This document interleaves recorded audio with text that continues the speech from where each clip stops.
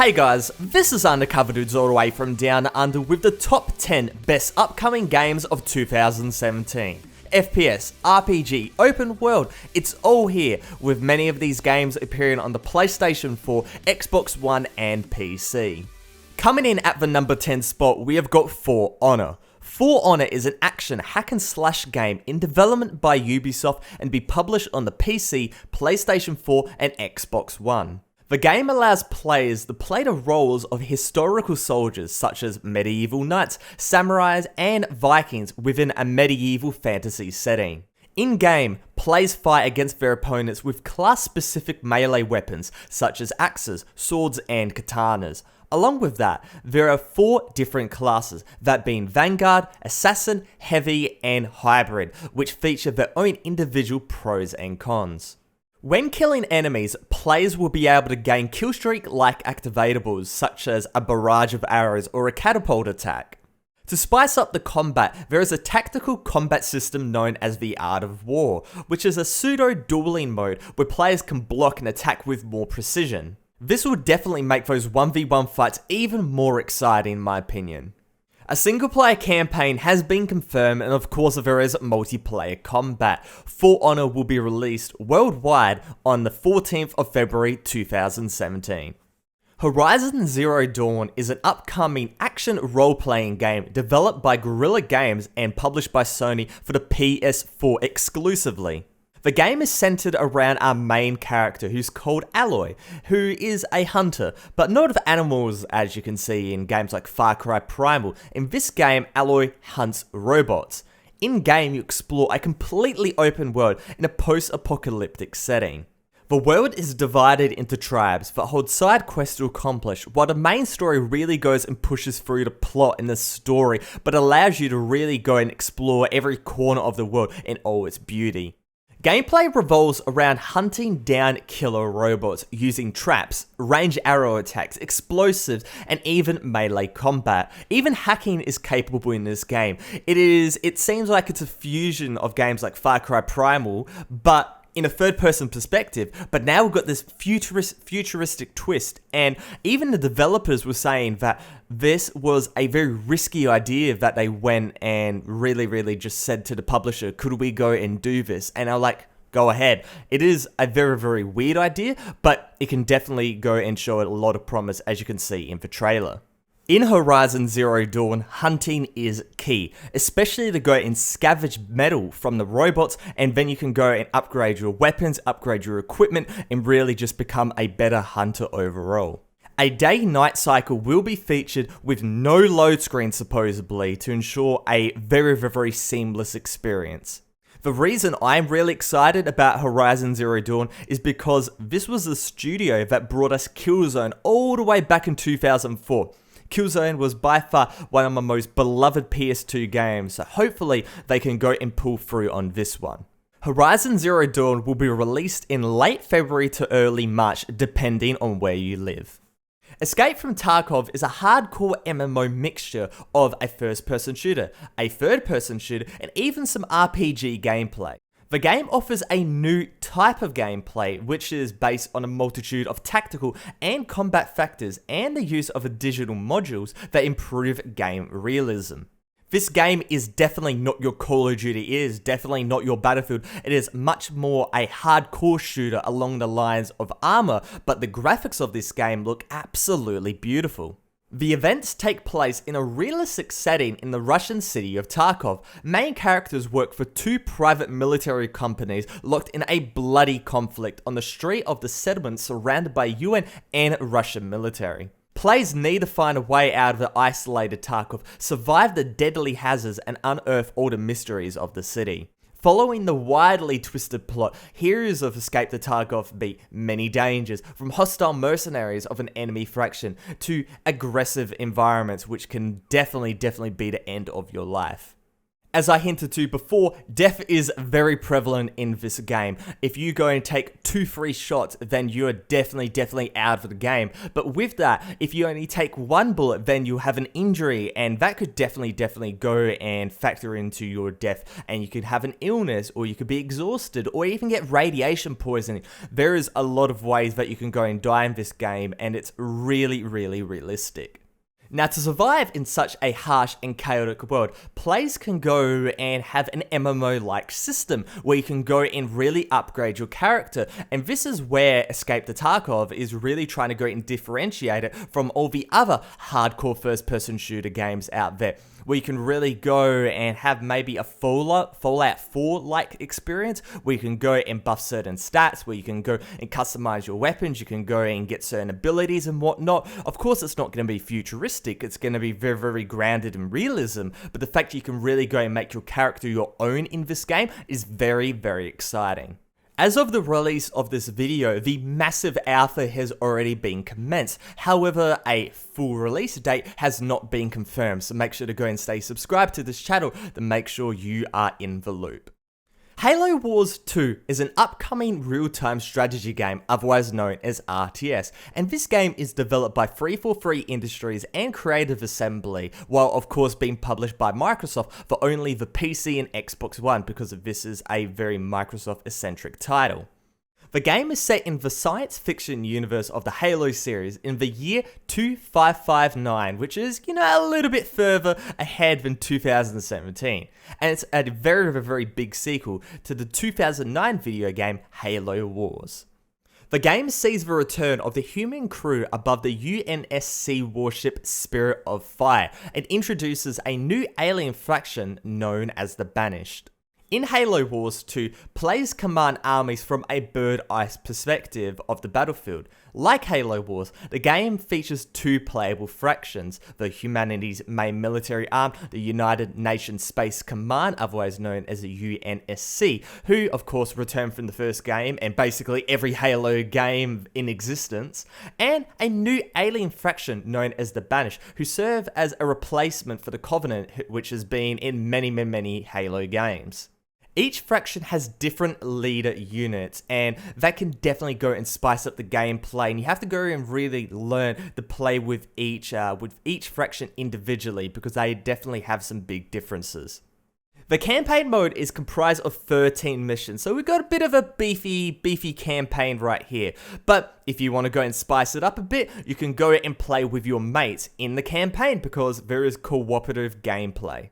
Halo Wars 1 was definitely a very good game, and it seems like the sequel will be even better. A worldwide launch is scheduled for February the 21st, 2017.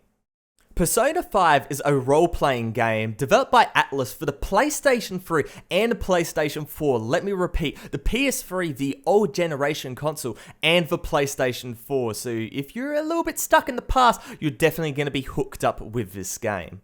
Now, in Persona 5, the player takes the role of a silent protagonist, a high school student who lives out a single year while attending high school in Tokyo, of course, as all animes are. There is a day-night cycle and also weather systems, with the year being punctuated by both scripted and random events. The protagonist enters school, and he can go to part-time jobs within Tokyo and pursue leisurely activities or creating items for use in other parts of the game. These various activities can go and raise character attributes, which in turn grant passive buffing effects during battle.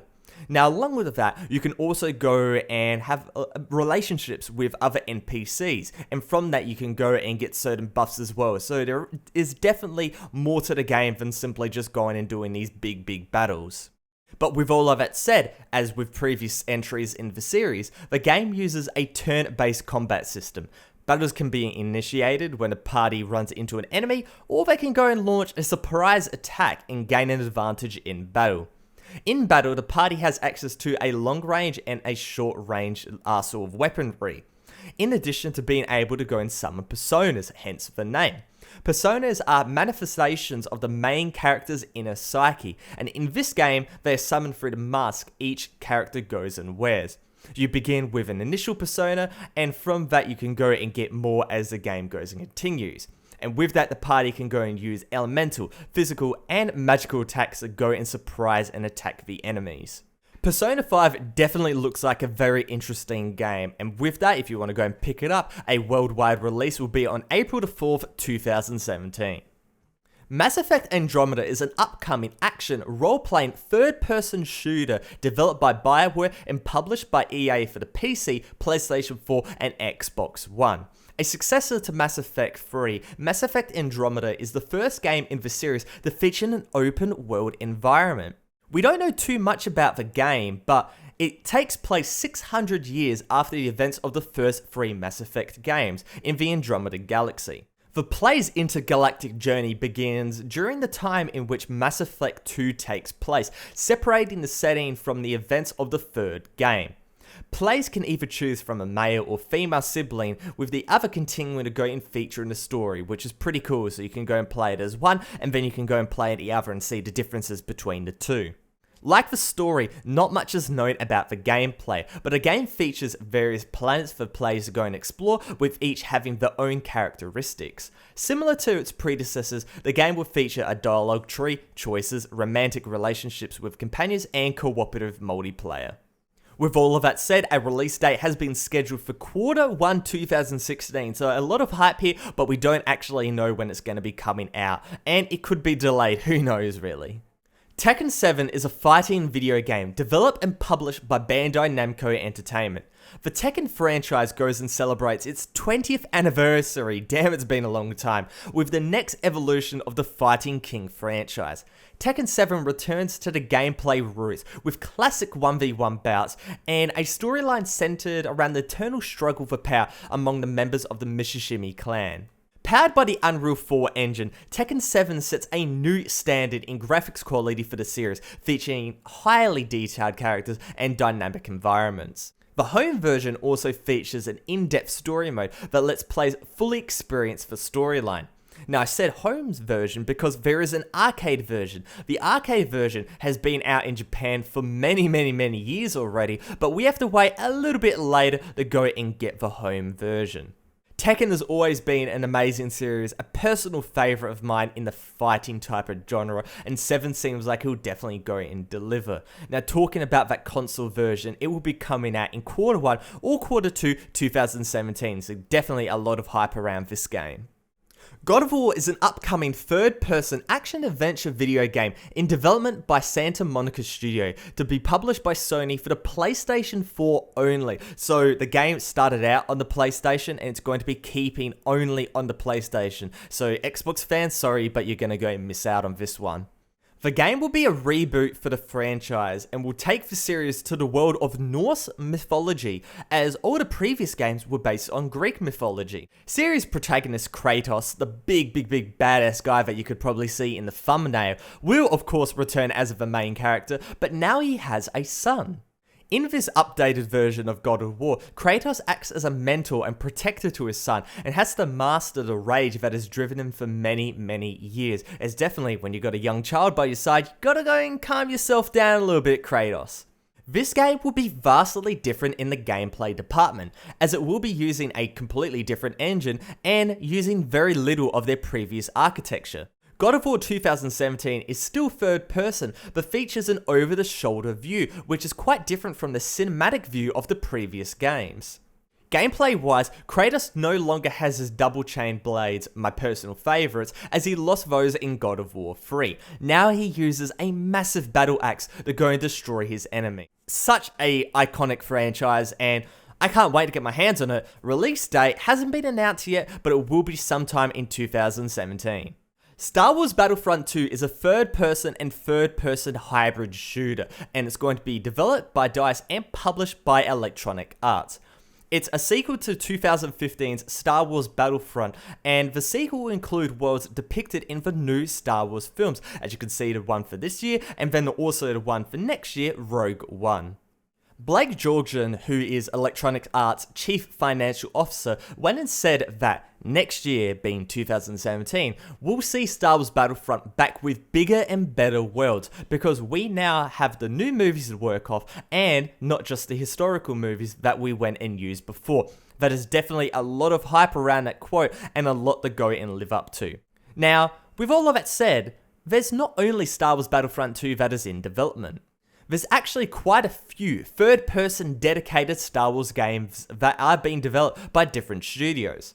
One will supposedly have an Uncharted-like feel, and that is headed by EA. The other is more unknown, we don't know anything about it, but it's in development by the creators of Titanfall 2, Respawn Entertainment, so definitely that title has got a lot to go and live up to.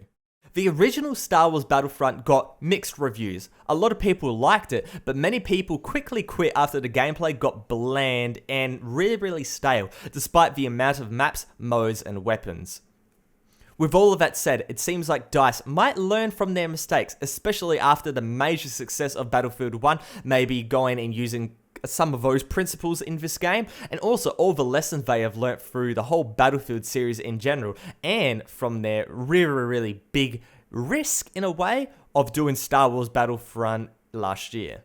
Coming in at the number 1 spot, we have got Red Dead Redemption 2. Red Dead Redemption 2 is an upcoming open-world western action-adventure game developed by Rockstar Studios and published by Rockstar Games for the PlayStation 4 and Xbox One. Sorry PC guys, like me, we're missing out on this one supposedly.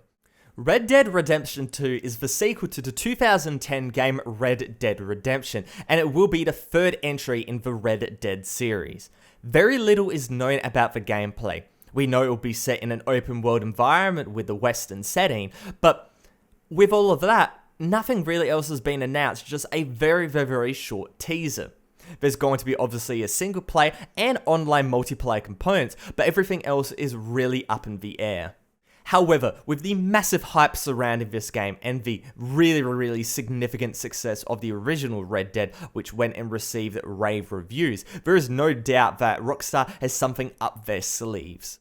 Rockstar being known for creating some of the best modern day video games, including the Grand Theft Auto series and of course Bully. Rockstar puts more time and care into their games than any other studio, and this game will be no exception to that ethos. A release date is scheduled to be around the Q3 to Q4 region. However, Rockstar has been known to go and delay the games if it is not perfect to them, making sure not to go and rush it and to go and not cash out on all the hype surrounding this very big title. Hopefully you guys enjoyed this top 10. If you did, make sure to go and give it a like rating and comment in the comment section below what your favourite game on this list is. Bye for that, Undercover Dudes all the way from Down Under, out.